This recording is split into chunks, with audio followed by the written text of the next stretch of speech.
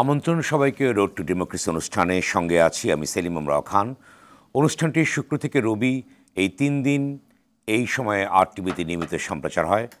দর্শক, নিজ দেশের সংখ্যালঘুদের নিরাপত্তা দিতে ব্যর্থ হলেও বাংলাদেশের সংখ্যালঘু নিয়ে অনবরত অপপ্রচার চালিয়ে যাচ্ছে ভারতের কেন্দ্রীয় সরকার সহ দেশটির হিন্দুত্ববাদী বিভিন্ন সংগঠন।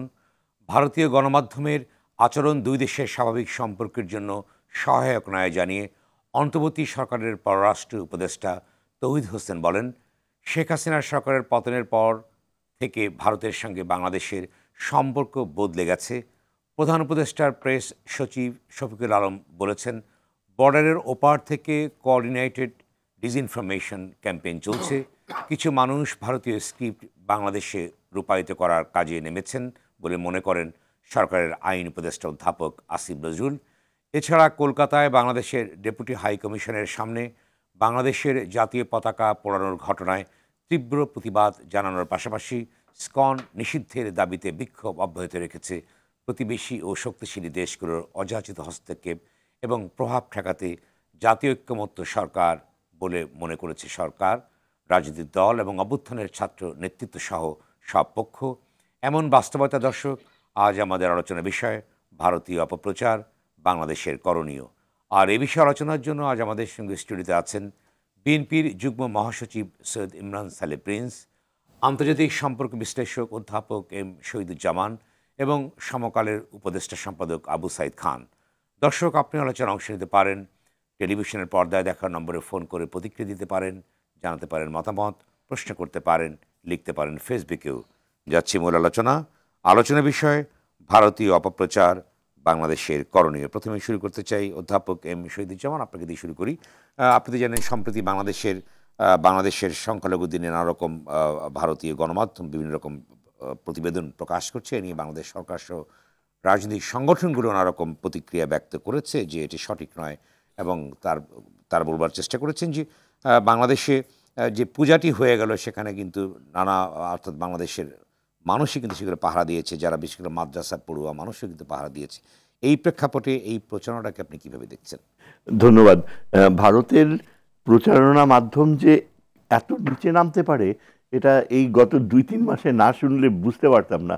আগে আমার একটা মিনিমাম শ্রদ্ধাবোধ ছিল ভারতের প্রতি, যে পাকিস্তান আর ভারতের মধ্যে যে প্রোপাগ্যান্ডার যুদ্ধ হয় সেখানে ভারত নিশ্চয়ই অনেক অবজেক্টিভ হবে, কিন্তু এই গত ২-৩ মাসের অভিজ্ঞতা, এটা আমি একদম এত অশালীন বলতে গেলে, এবং শুধু তাদের যে অর্ধশিক্ষিত মানুষেরা তাই নয়, উচ্চ পদে ছিল এমন সব কর্মকর্তা, পিনাক চক্রবর্তী, তারপর বিনা সিকরি, এরা বিজেপির থিঙ্ক ট্যাঙ্কে রয়েছে। এবং এই মহিলা তো রীতিমতো জামিয়া মিল্লা ইউনিভার্সিটির একজন অধ্যাপিকা হয়েছেন। তার গলায় যদি আপনি শুনেন, প্রায় প্রতিদিন তিনি কোনো না কোনো চ্যানেলে কথা বলেন, এবং মানে এতখানি মিথ্যাচার এবং এতখানি আত্মসমালোচনার কোনো ইয়েই নাই। এখন কথা হচ্ছে কি, এটা তো আমরা অভ্যস্ত হয়ে গিয়েছে, কিন্তু আমাদের দিকেও তো একটা দায়িত্ব রয়েছে বাংলাদেশের পক্ষে। যেটা আমাকে খুবই পীড়িত করে সেটা হচ্ছে যে আমাদের যে কাউন্টার রেসপন্স বা পাল্টা জবাব দেয়া, এবং স্পেশালি পররাষ্ট্র মন্ত্রণালয়ের যে পুরো একটা বিভাগ রয়েছে, এক্সটার্নাল পাবলিসিটি, বহিরাগতদের এরা কি করছে, এদের কাছ থেকে সরাসরি কোনো উত্তর আমরা পাইনি।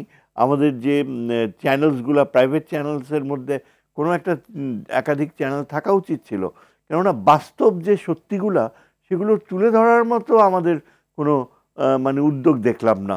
এই যে গতকাল আমি ভয়েস অফ আমেরিকাতে একটা স্ক্রল বের হয়েছিল সন্ধ্যার সময়, এবং আমি খুবই নির্ভরযোগ্য সূত্রে শুনতে পেলাম যে সেই স্ক্রলে লেখা ছিল, হিন্দুরা বাংলাদেশে কখনো এতখানি নিরাপদ ছিল না আজকে যতখানি রয়েছে। এটা ভয়েস অফ আমেরিকাতে এই ধরনের একটা স্ক্রল দিয়েছে। একটা জরিপের রিপোর্ট ছিল যেখানে 64.1% মানুষ বলেছে যে তারা আগের চেয়ে নিরাপদে আছে।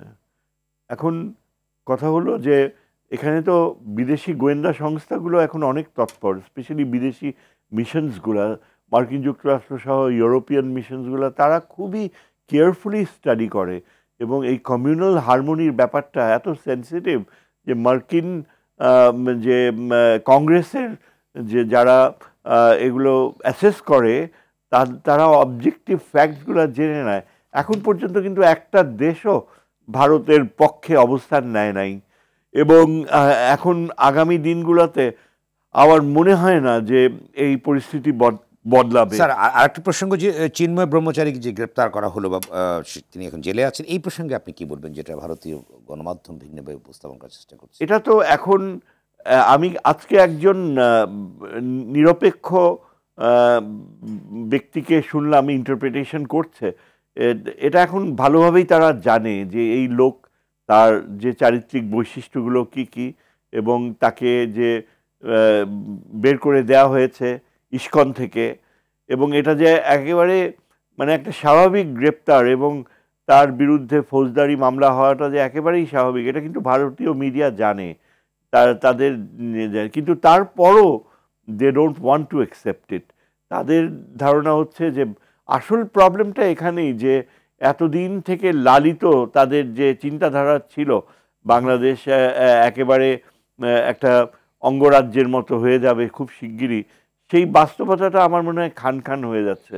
তবে আমাদের এখানে একটা কারণ কেন ভারতীয় প্রোপাগ্যান্ডা এত প্রাধান্য পাচ্ছে, সেটা হচ্ছে যে আমাদের এই পররাষ্ট্র উপদেষ্টা একবারও বলছে না যে আমার মতে, আমি একজন পররাষ্ট্রনীতি বিশারদ হিসেবে যেভাবে দেখি, যে দুইটা দেশ এখন খুবই প্রাসঙ্গিক হতে পারত তাদের সাথে সম্পর্ককে আরো গভীর করার ক্ষেত্রে। একটা দেশ, এখানে অনেকে বলবার চেষ্টা করেছেন যে এই সম্পর্ক উত্তরণের ক্ষেত্রে কি, অর্থাৎ স্বাভাবিক করার ক্ষেত্রে কি উদ্যোগ যেত কিনা, যেটা অনেকে বলবার চেষ্টা করেছেন, যেটি আমার মনে হয় বা প্রপাগান্ডার একটি অবস্থায় না, যে এই উদ্যোগ উত্তরণ দেখেন, উত্তরণ করতে যেতে হলে ভারতের যেসব দাবিগুলো ছিল সেগুলো অ্যাবসলিউটলি আমাদের একটা রাষ্ট্র হিসাবে আত্মসম্মান বোধকে একেবারে ধূলিসাৎ করে দেওয়ার মতো ছিল। উত্তরণ করতে হলে আপনি ভারতের কাছে যদি আবেদন করতেন যে আপনারা র্যাশনালি কথা বলেন, আপনারা বাস্তব ফ্যাক্টসগুলো দেখেন, কিন্তু প্রবলেমটা হচ্ছে এই যে ভারত বাস্তবতাকে দেখেছে পিওরলি তার জাতীয় স্বার্থের যে চিন্তা। এই বিজেপি বাংলাদেশের পক্ষ থেকে দেওয়া হয়েছে, অন্তর্বর্তী সরকারের পক্ষ থেকে আমার তো মনে হয় দেওয়া হয়েছে, কিন্তু যখন দেখা গেল যে বিজেপির যে মেইন থিঙ্ক ট্যাঙ্ক আরএসএস থেকে সর্বসম্মত সিদ্ধান্ত হলো যে বিজেপি সরকার যেন পূর্ব ঘোষিত নীতি সেখান থেকে ডেভিয়েট না করে, অর্থাৎ হাসিনাকে রিস্টোর করা এবং ভারতের যে স্বার্থ সেটাকে প্রোটেক্ট করার যে নীতি এতদিন চলেছিল সেই পথেই যেন, অর্থাৎ মোদির কাঙ্ক্ষিত নীতি যেন চলে। এখন এই পরিস্থিতিতে বাংলাদেশের পক্ষে তো অসম্ভব, এবং আমি মনে করি একমাত্র উপায় ছিল যেটাকে আমরা আমাদের নিরাপত্তার ভাষায় বলি নিবারক, এবং নিবারকের পথ হতে পারত যে চীনের সাথে আমাদের সম্পর্কের ক্ষেত্রটা এতদিন যেভাবে আটকে ছিল সেখানে আরও বেশি অর্থপূর্ণ কন্টেন্ট আনা, যেমন ধরেন তিস্তা চুক্তির ব্যাপারে চীনের সাথে একটা সত্যিকারের পরিস্থিতি পজিটিভ হিসেবে দেখানো, এটা ভারতকে অনেকটা পিছপায়ে ফেলে দিত। তাছাড়া পাকিস্তানের সাথে আমাদের অ্যাবসলিউটলি একটা হোস্টাইল রিলেশনশিপ আর্টিফিশিয়ালি গড়ে তোলা হয়েছিল, সেখানে পাকিস্তানের সাথে আমাদের ডিরেক্ট ফ্লাইটস ইন্ট্রোডিউস করা, যেটা এখন অনেকাংশেই জনদাবি। একটা স্বাভাবিক যে এই সার্ক অঞ্চলের দ্বিতীয় বৃহত্তম রাষ্ট্র পাকিস্তান, তার সাথে যোগাযোগের একটা মাধ্যম তৈরি করা, এগুলো ছিল স্বাভাবিক অর্জন যেগুলো এই সরকার দেখাতে পারত, কিন্তু সেটাও তারা করেনি। একেবারেই আবারও আসবো স্যার আপনার কাছে আমি। সৈয়দ ইমরান স্যার, আপনি কিভাবে দেখেন বিষয়টি?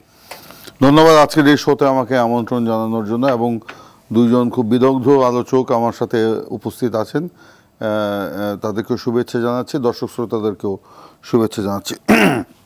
আপনি যে বিষয়টির অবতারণা করেছেন এটা খুবই স্পর্শকাতর একটি বিষয়, তারপরেও বাংলাদেশের জন্য এটা খুবই বেদনাদায়ক এবং খুবই একটা মর্মস্পর্শী বিষয় হয়ে দাঁড়িয়েছে।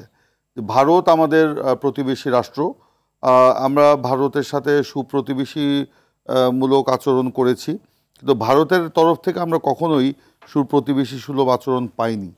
এবং যদিও ধরেন বাংলাদেশ একটি ভারতের তুলনায় আয়তনের তুলনায় ছোট রাষ্ট্র, তারপরেও যে আধুনিক আপনার পররাষ্ট্র নীতি বা যেটার আলোকে কথা বলা হয় যে সমমর্যাদার ভিত্তিতে একটি বন্ধুত্বপূর্ণ ভ্রাতৃত্বপূর্ণ সম্পর্ক, এই ভ্রাতৃত্বপূর্ণ বন্ধুত্বপূর্ণ সম্পর্ক কখনোই আমরা ভারতের কাছ থেকে পাইনি। বরঞ্চ সবসময় তাদের এক চোখা নীতি ছিল বাংলাদেশের ব্যাপারে। দেশের সাথে নয়, বাংলাদেশের জনগণের সাথে নয়, বা অন্য কোনো রাজনৈতিক দলের সাথে নয়, শুধুমাত্র আওয়ামী লীগ এবং শেখ মুজিবের পরিবার, এর বাইরে মনে হয় তাদের আর কোনো বন্ধু নাই। তাদের আচরণগুলোতে আমরা সবসময় এরকমই দেখেছি। তো এই যে ছাত্র গণবিপ্লবের মধ্য দিয়ে যে ফ্যাসিস্ট হাসিনার পতন হয়েছে, হাসিনা সরকারের পতন হয়েছে, তারপরে বাংলাদেশ যে গণতন্ত্রের পথে নতুন করে যাত্রা শুরু করলো, বা নতুন বাংলাদেশ গড়ার ক্ষেত্রে বাংলাদেশের যে একটা উদ্যোগ আয়োজন চলছে, সেইটার ব্যাপারে ভারতের দৃষ্টিভঙ্গি বা তাদের বডি ল্যাঙ্গুয়েজই বলে দেয় তাদের মনোভাবের কথা। তারা, আমার মনে হয়, ছাত্র গণবিপ্লবকে তারা কোনোভাবেই মেনে নিতে পারছে না। কারণ এই ছাত্র গণবিপ্লবের মধ্য দিয়ে বাংলাদেশে যে তাদের মানে তাদের যে কি বলা যায় এটাকে, এখন তো পুতুল সরকারই বলা যায়, যে আওয়ামী লীগ যেটা পুতুল সরকার ছিল, তারা যেহেতু পতন হয়েছে এবং সেখানে ভারতের আধিপত্যবাদ যেহেতু এখানে আর বিস্তার করার কেউ নাই, সেই কারণে তারা মনে হয় এই ছাত্র গণবিপ্লবকে মেনে নিতে পারছে না এবং টোটালি একটা মানে বৈরিতার দিকে মনে হয়ে যাচ্ছে। এবং আপনি নিশ্চয়ই আপনার দৃষ্টি এড়ায় নাই, আমি দেখেছি যেদিন 5ই আগস্ট, যেদিন আপনার শেখ হাসিনা সরকারের পতন ঘটলো, সেই দিন থেকে ভারতীয় মিডিয়াতে আশ্চর্য রকমের একটা পরিবর্তন। এবং সেখানে বাংলাদেশের মানে গণতন্ত্র চলে গেল, বাংলাদেশের মানুষ আজকে হাহাকার, এই যে শেখ হাসিনার পতন ঘটলো, এবং একই সাথে এখানে হিন্দুদের বাড়িঘর আক্রমণ, মন্দির আক্রমণ, এই যে একটা বায়বীয় তখন একটা প্রচার শুরু হলো। এবং এই যে প্রচারটা শুরু হলো, এটা কিন্তু শেষ হচ্ছে না, চলছেই। তো আজকে এই যে সামগ্রিক যদি বিষয়গুলো আমরা দেখি, তাহলে দেখে আমাদের কাছে মনে হবে যে বাংলাদেশের বিরুদ্ধে যেন তারা একটা অঘোষিতভাবে যুদ্ধ ঘোষণা করেছে, আমার কাছে মনে হচ্ছে। সরি টু সে, আমার কাছে মনে হচ্ছে এরকম। আপনি দেখেন যে বাংলাদেশের প্রতিবেশী কিন্তু ভারত, কিন্তু শ্রীলঙ্কা, নেপাল, ভুটান, পাকিস্তান, চীন, আফগানিস্তান, মিয়ানমার, মালদ্বীপ, এরাও তো বাংলাদেশের নেবার কান্ট্রি। একেবারে সাথে না হলেও এদের নিয়েই তো এরা তো আমাদের প্রতিবেশী। তো এদের আচরণ কিন্তু এরকম না, শুধু ভারতের আচরণটা এরকম, কারণ তারা কোনোভাবেই শেখ হাসিনার পতনকে মেনে নিতে পারছে না বলে আমাদের মনে হয়। আরেকটি প্রশ্ন, যে অর্থাৎ 5ই আগস্টের পরে বর্তমান সরকার, অন্তর্বর্তী সরকার ক্ষমতায় আসার পরে আপনি কি মনে করেন যে অর্থাৎ সমতার ভিত্তিতে এবং মর্যাদার ভিত্তিতে যে সম্পর্ক হওয়ার কথা অনেক দল মনে করে, সকলেই মনে করে থাকে, সেক্ষেত্রে বর্তমান সরকার প্রপারলি ডিপ্লোমেসি সরকার তো প্রথম থেকে বলে যে এখানে না, সরকার তো এখানে চেষ্টা করেছে, প্রথম থেকেই চেষ্টা করেছে, এবং শুধুমাত্র সরকার নয়, রাজনৈতিক দল হিসেবে আমরাও চেষ্টা করছি। আমরাও ভারতের সাথে কিন্তু একটা মানে যে দূরত্বটা ছিল, আমরা ভারতকে আহ্বান জানিয়েছি যে ভারতের অতীতের সব কিছু ভুলে গিয়ে আমরা সমমর্যাদার ভিত্তিতে সামনের দিকে এগোতে চাই, কিন্তু সেগুলো তো ভারতের কর্মকাণ্ডে কিন্তু বাংলাদেশের মানুষ এটা দেখছে না।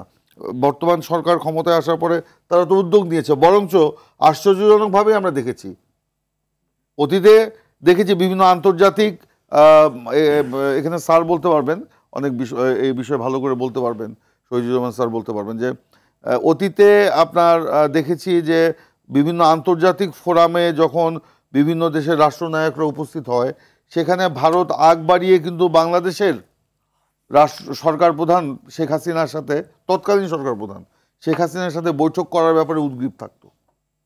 কিন্তু এবার অন্তর্বর্তীকালীন সরকার ক্ষমতায় আসার পরে জাতিসংঘের যে সাধারণ অধিবেশন হলো, সেখানে বাংলাদেশ থেকে মানে অ্যাপয়েন্টমেন্ট চাওয়ার, মানে অ্যাপয়েন্টমেন্ট বলতে কি বলা যায় এটাকে, কূটনীতির ভাষায় কি বলে আমি ঠিক জানি না, যে তাদের সৌজন্য সাক্ষাৎ চাওয়া হলেও ভারত সেটা প্রথমে কথা দিয়েও পরে কিন্তু সেখান থেকে পিছিয়ে গেছে।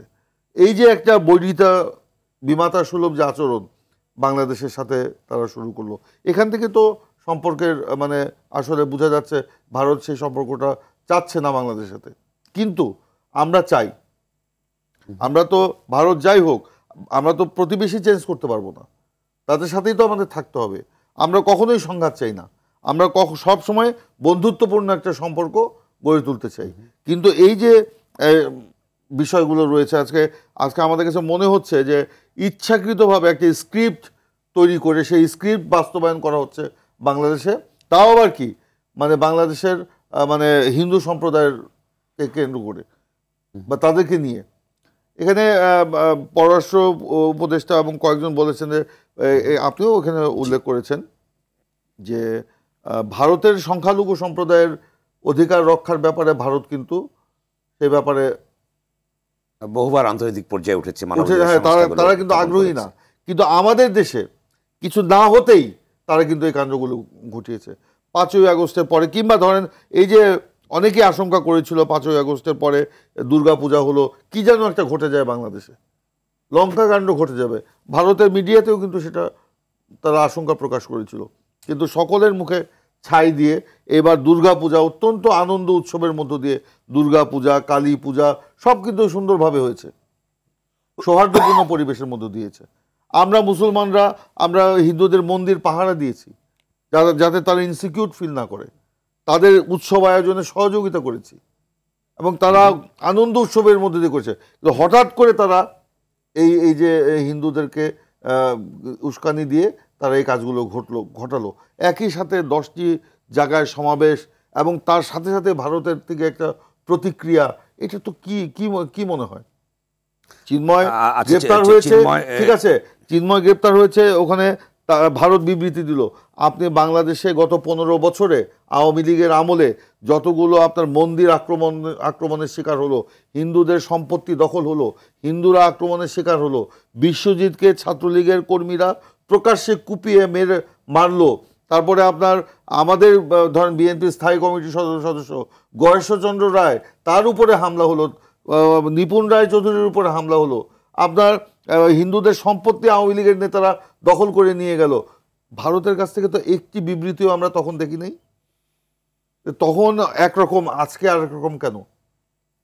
এটা কি যতটা না, কে যেন বললো, আমি আসিম নজরুল বললো, যতটা না আপনার সংখ্যালঘুদের উপর আপনার দরদ দেখিয়ে করা হচ্ছে, তার থেকে বেশি হচ্ছে রাজনৈতিক উদ্দেশ্য প্রণোদিতভাবে এটা করা হচ্ছে। এবং এইসব করে আসলে কোনোভাবেই ভারত বাংলাদেশের তাদের যে মানে এখানে প্রতিভু আপনার শেখ হাসিনা বা আওয়ামী লীগ, তাদেরকে আর ক্ষমতায় আনতে পারবে না। ধন্যবাদ আবার আপনার কাছে। আবু সাইদ খান, আপনার মূল্যায়ন কি আছে এই গণমাধ্যম নিয়ে যেটা চলছে দুইটা দেশের ভিতরে, যে বাকবিতণ্ডা চলছে, প্রসঙ্গে কি বলবেন? আচ্ছা, সব দেশেই সংখ্যালঘুরা নিরাপত্তাহীনতায় ভোগে এবং যখন পট পরিবর্তন হয়, যে কোনো পট পরিবর্তনের সময় সংখ্যালঘুরা আক্রান্ত হয়। এবারও কিছু কিছু জায়গায় তারা আক্রান্ত হয়েছে, কথা ঠিক, এবং সেই আক্রান্তের পিছনে রাজনৈতিক কারণ আছে। যে সেখানে যেমনই করে মুসলিম আওয়ামী লীগ নেতারা আক্রান্ত হয়েছে, ঠিক তেমনই করে হিন্দু আওয়ামী লীগ নেতারা আক্রান্ত হয়েছে। তো তারপরেও এই যে আক্রান্ত যতটুকু হয়েছে, কিন্তু ভারতের মিডিয়া এটা ঠিক যে সেটা ফলাও করে সেটা অতিরঞ্জিত করেছে, সেখানে অতিকথন হয়েছে। এবং এটার পিছনে তো ভারতের বিজেপি সরকারের একটা হাত রয়েছে। আমার কাছে যে মনে হয় যে বেশিরভাগ মিডিয়া যেগুলো প্রচার করেছে তারা বিজেপি নিয়ন্ত্রিত মিডিয়া। সেখানে দেখেছি কিছু সব মিডিয়া যে এই মানে প্রচারে নেমেছে এমনটা বলা ঠিক হবে না। কিছু কিছু মিডিয়া, এমনকি পশ্চিমবঙ্গেরও কিছু কিছু মিডিয়া, তারা এগুলোকে নিয়ে অতটা মাতে নাই, যেমনটা আমরা বিজেপি নিয়ন্ত্রিত মিডিয়াগুলোর ক্ষেত্রে দেখেছি। তো এর একটা উদ্দেশ্য তো রাজনৈতিক। সেই রাজনৈতিক উদ্দেশ্য প্রথমত হচ্ছে, একটা হলো শেখ হাসিনা সরকারের সঙ্গে বিজেপির একটা সুসম্পর্ক ছিল, তো এইটা তারা শেখ হাসিনার পতনটাকে মেনে নিতে পারেনি, তো এইটা একটা কারণ। দ্বিতীয়ত হচ্ছে তাদের ওখানে সাম্প্রদায়িকতার বাতাস দরকার, কেননা সাম্প্রদায়িকতা সৃষ্টি করার মধ্য দিয়ে তারা হিন্দু ভোটকে তারা তাদের ধরে রাখতে পারে, হিন্দু ভোটের ধস নামার যাতে না নামে সেই জন্য বিভিন্ন সময় তো বিভিন্ন ইস্যু তারা দাঁড় করায়। যখন এই ঘটনা ঘটেনি, এর আগে তারা ঝাড়খণ্ডে অনুপ্রবেশ, বাংলাদেশির অনুপ্রবেশ, আসামে বাংলাদেশির অনুপ্রবেশ, এই ধরনের স্লোগান দিয়েছে এবং যে স্লোগানগুলা বাস্তবতার সঙ্গে মিলে না। এমনকি পশ্চিমবঙ্গে যে সমস্ত মুসলমান পরিবার যারা যুগ যুগ ধরে বংশ পরম্পরায় বাস করছে তাদেরকেও বাংলাদেশ হিসাবে চিহ্নিত করা, এই ধরনের প্রবণতা আমরা দেখেছি। এটা কারণ হচ্ছে তার ভোট ব্যাংককে ধরে রাখা এবং একটা ঘৃণ রাজনীতি, যে রাজনীতির বিরুদ্ধে ভারতের লেখক, বুদ্ধিজীবী এবং ভারতের ব্যাপক জনগণের ভিতরেও একটা ক্ষোভ রয়েছে। তারা বিজেপির এই রাজনীতিকে সমর্থন করে না। ভারতের যে ইন্টেলিজেন্সিয়া ব্যাপক প্রতিবাদ করেছে, এর প্রতিবাদ করছে, এমনকি ভারতের কিছু কিছু মিডিয়াও এর প্রতিবাদ জানাচ্ছে। কিন্তু আজকে তারা এটাকে আবার নতুন করে ব্যবহার করছে। এর একটা দুটো উদ্দেশ্য থাকতে পারে। একটা হতে পারে তার ভোট ব্যাংক ধরে রাখা, আর একটা হতে পারে বাংলাদেশে একটা অস্থির পরিবেশ সৃষ্টি হলে সেখানে তো আওয়ামী লীগের প্রধান সভানেত্রী শেখ হাসিনা এবং অন্যান্য আওয়ামী লীগ নেতারা যারা কলকাতা অবস্থান করছেন তাদের ফিরে আসার রাস্তা সুগম হতে পারে। এই ধরনের একটা ভাবনা থেকেও ঘটনাটা ঘটতে পারে। একটি প্রসঙ্গ যখন 5 আগস্টের পরে কিন্তু প্রধান উপদেষ্টা কিন্তু কিছু কিছু বিষয় স্বীকার করেছেন যে কিছু একদম ডেনাইল থিওরিতে কিন্তু বাংলাদেশ সরকার যায়নি, একদম ডেনাইল সেটা। এবং ওরা যে প্রথম আলো একটি পরিসংখ্যান ছিল 5 আগস্ট থেকে 20 আগস্ট পর্যন্ত, যেটা 1068টি ঘটনা ঘটেছে এবং অনেকটাই রাজনৈতিক ঘটনা এর সঙ্গে সম্পৃক্ত আছে এবং সাধারণ মানুষের ভিতরে সেটি করে ডেনাইল থিওরিতে বাংলাদেশ সরকার যায়নি। তারপরেও কেন, এবং তার পরবর্তী পর্যায়ে কিন্তু নানা ধরনের প্রোটেকশন নেবার চেষ্টা করেছে যেটি সরকার আমরা পক্ষ থেকে আমরা দেখেছি, তারপরেও কেন এই প্রচারণা? এটা কি আপনি কি বলবেন যে কেন স্ট্রং সংকটটি কোথায়? না, সংকটটা হচ্ছে তো রাজনৈতিক, এবং তারা রাজনীতিগতভাবে এইটাকে করার জন্য আমি বললাম যে দুটো জিনিস। একটা হচ্ছে তার ভোট ব্যাংক ঠিক রাখা, তার রাজনীতিতে ঠিক রাখা, আর একটা হতে পারে যে এখানে যারা আওয়ামী লীগ রাজনীতিকে আবার তারা পুনর্বহাল করার জন্য এই ঘৃণ্য পথ তারা বেছে নিতে পারে। এবং এর পিছনে একটা কলকাঠি নাড়ে বলে আমার কাছে মনে হয়। অদৃশ্য ঘটনাগুলো দেখে, এটা তো প্রমাণ তো আর আমাদের হাতে নেই, তো চট্টগ্রামের ঘটনা, চিন্ময় দাসের ঘটনা, সব কিছু মিলে যেটা আমার মনে হয় যে পিছন থেকে যেন একটা অদৃশ্য সুতার খেলা আছে, খেলা চলছে। তো এইটা আমার কাছে মনে হয়।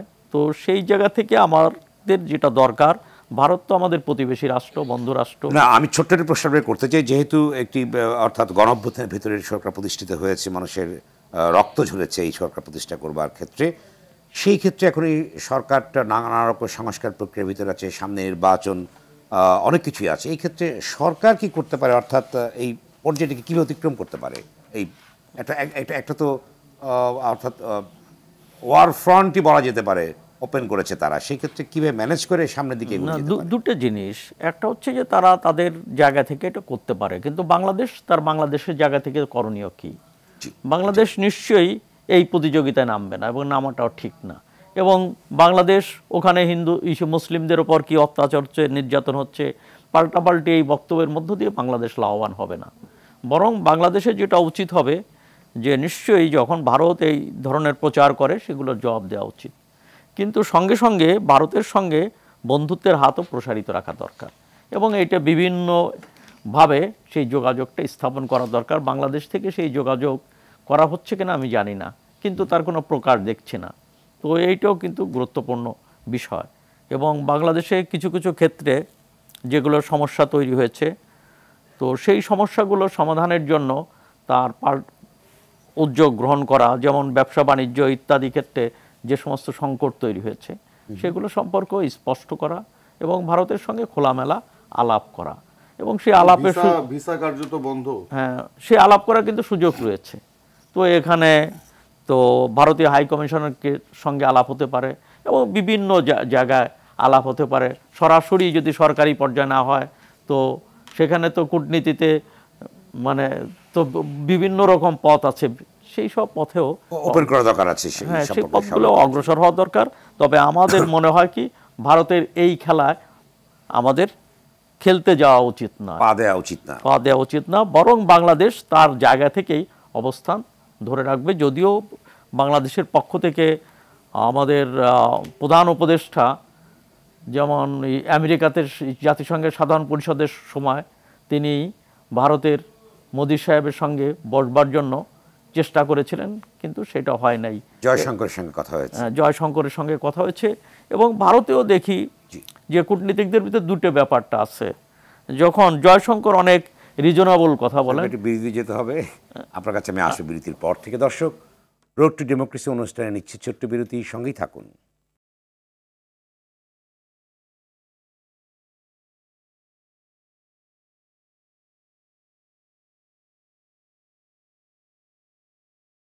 দর্শক, বিরতির পর আবারও স্বাগত রোড টু ডেমোক্রেসি অনুষ্ঠানে। সঙ্গে আছি আমি সেলিম আমরাও খান।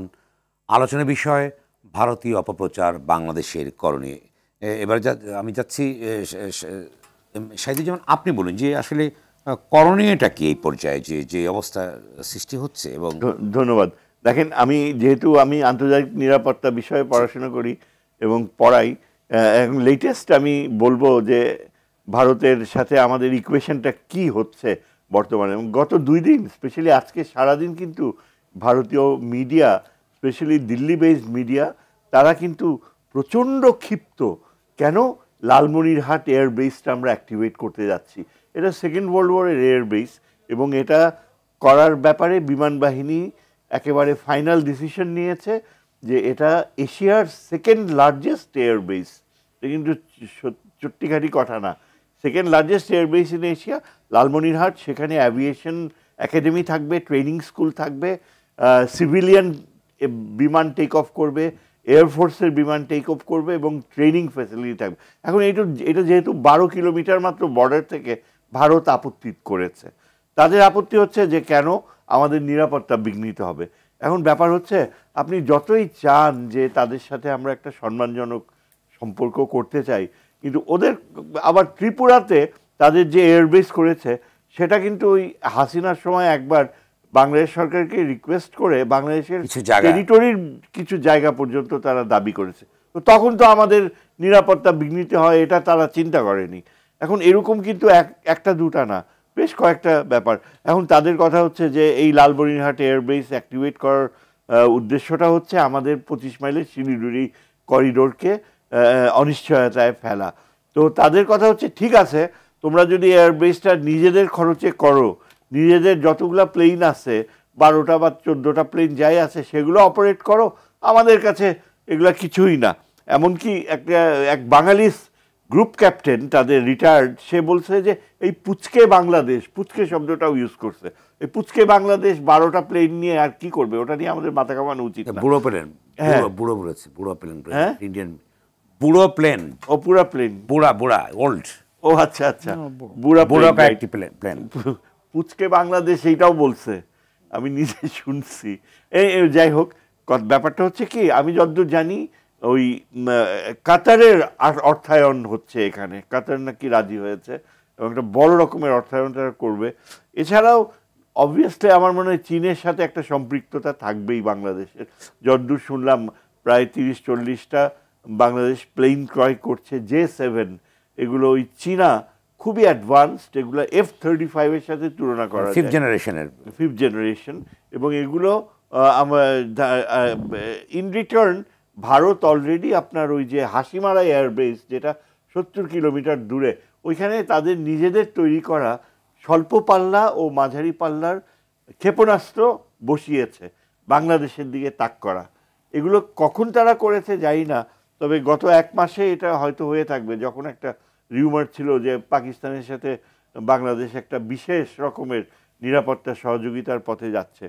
কিন্তু আমার প্রবলেমটা হচ্ছে এইখানে যে ইন্ডিয়া কিন্তু মনে করে যে 7 সিস্টার্সের বেলায় তাদের লেফটেন্যান্ট জেনারেল শর্মা অত্যন্ত খ্যাত, এবং আপনি প্রায় ইউটিউবে খুললে 1 দিন 2 দিন পরেই দেখতে পাবেন শর্মা আর মেজর জেনারেল বক্সি, এরা দুজন কন্টিনিউয়াসলি একটা একাডেমিক ডিসকাশন করে, অন্যান্য রিটায়ার্ড জেনারেলসদের আনে, রিটায়ার্ড অ্যাম্বাসেডারদের আনে, এবং শর্মা, এদের দুজনেরই কিন্তু দৃষ্টিভঙ্গি হচ্ছে এই যে চায়না যদি ডোকলাম থেকে মুভ করে, তাহলে কি তারা লাইটেনিং স্পিডে বাংলাদেশের 35 মাইল দখল করে ফেলবে, সেটা কি আগে করবে নাকি চায়না সেটা ঘটালে করবে, এই হচ্ছে ওদের ডিবেট। কিন্তু যে করবে, করার মতো যে ওদের প্রয়োজনীয়তা দেখা দিতে পারে, তাতে কোনো সন্দেহ নাই।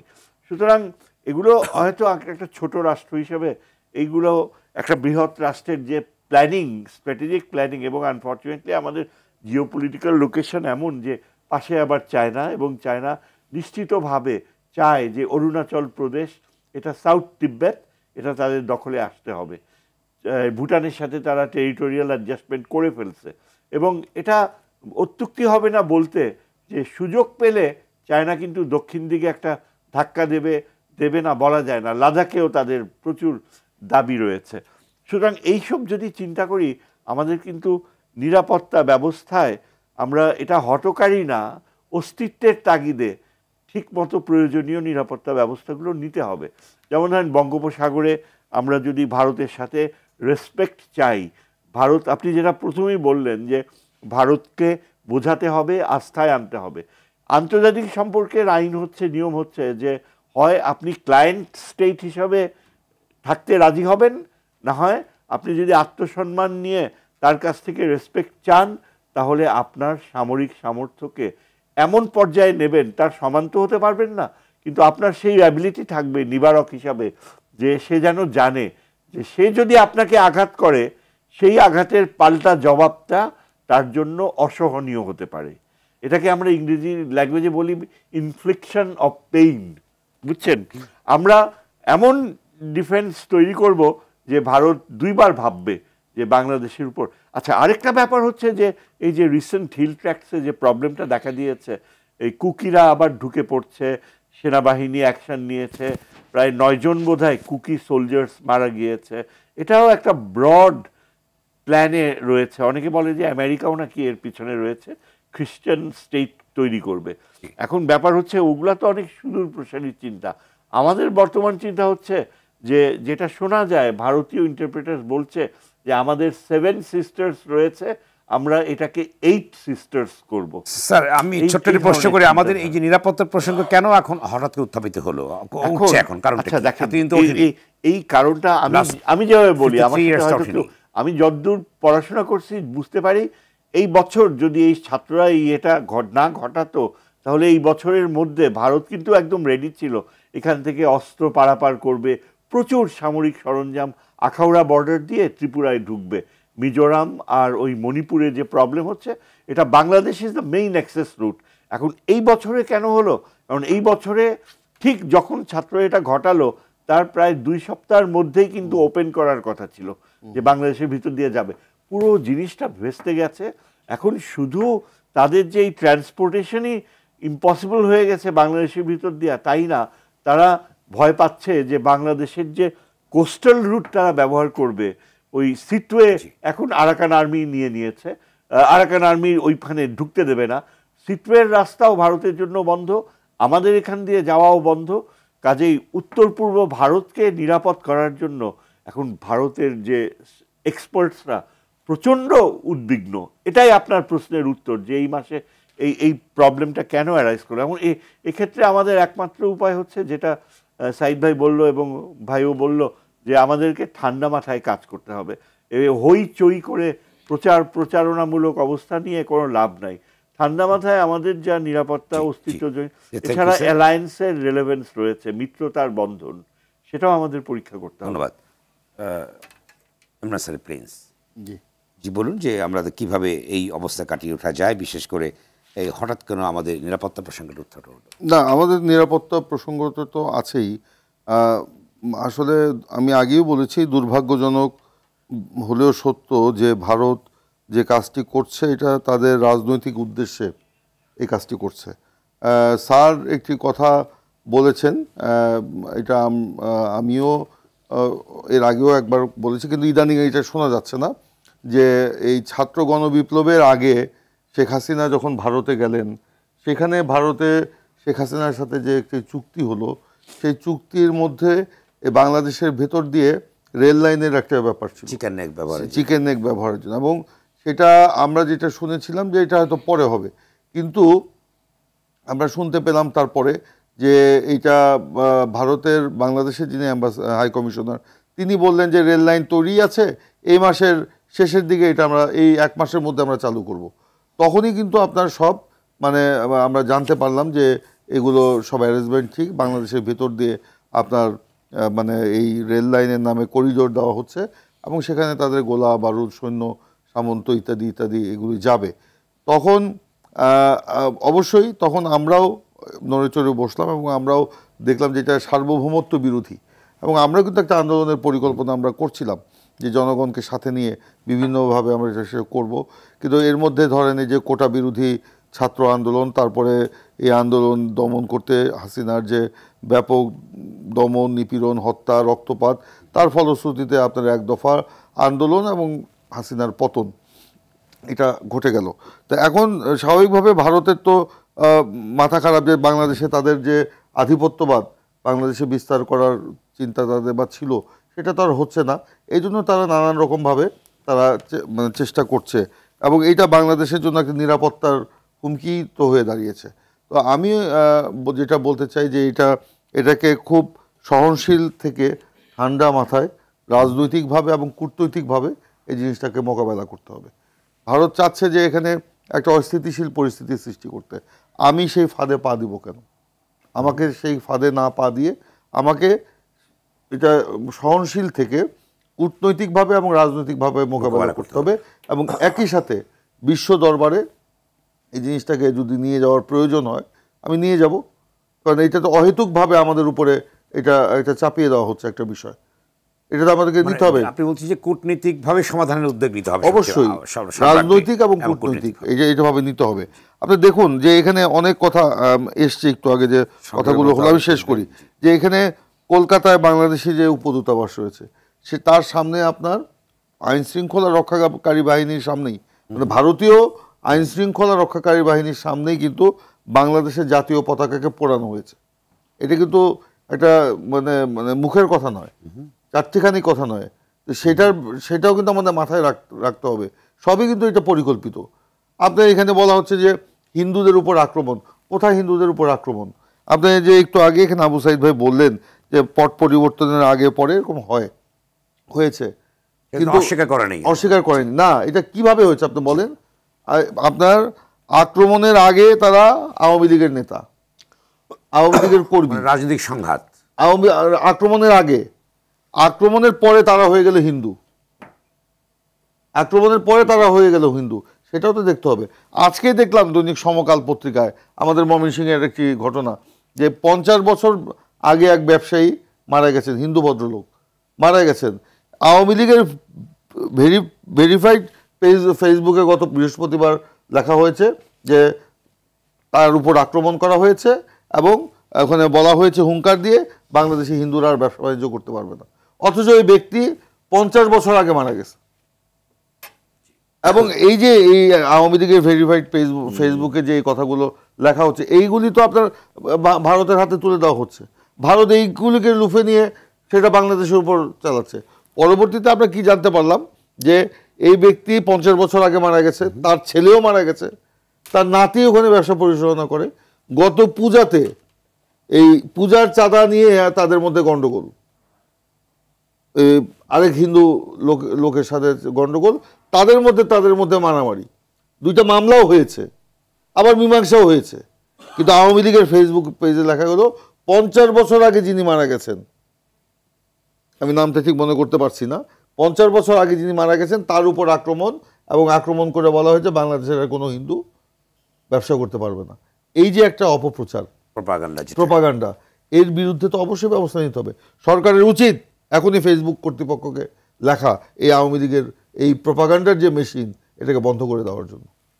এই বাংলাদেশে তারা সংঘাত সৃষ্টি করছে, বাংলাদেশে তারা একটা মানে রাইট লাগানোর মানে অপচেষ্টা চালাচ্ছে, এটাকে আপনার মাথায় আনতে হবে না? হবে তো। এই যে আমি যেটা বললাম, আক্রমণের আগে তারা আওয়ামী লীগের নেতা, তারা মানে আওয়ামী লীগের আমলে তারা এমন কোনো কাজ নেই যে তারা করে নেই। আওয়ামী লীগের মুসলমান নেতারাও করেছে, হিন্দু নেতারাও করেছে।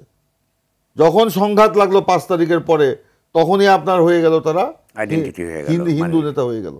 তারপরে এই যে শোরগোল শুরু হয়ে যাচ্ছে।